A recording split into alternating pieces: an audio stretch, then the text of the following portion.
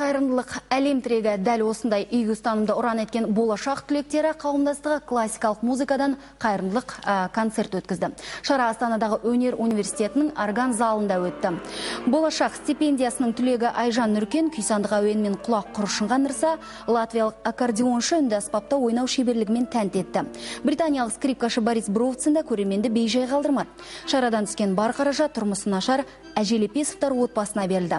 Астана шетінде 4 баламен күнелткен жанұяға қыстың суығын далада өткізу қаупі төніп тұр. Тірнектеп жиған ақшаға жаз бойы тұрғызылған үйдің құрылысы әлі толық біткен жоқ.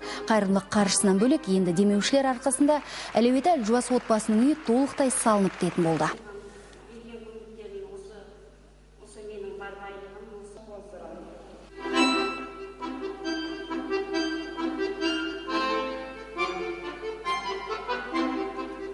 Елбасымыз болашақ стипендиясын сонау еліміз үшін қиын қыстау жылдары осы еліміздің қазақтың келешегін ойлар жастарды тәрбиелеу мақсатында тағайындаған болатын. Осы қауымдастық шеңберінде ұлы отан ардагерлеріне, жетім балаларға көмек берілуде.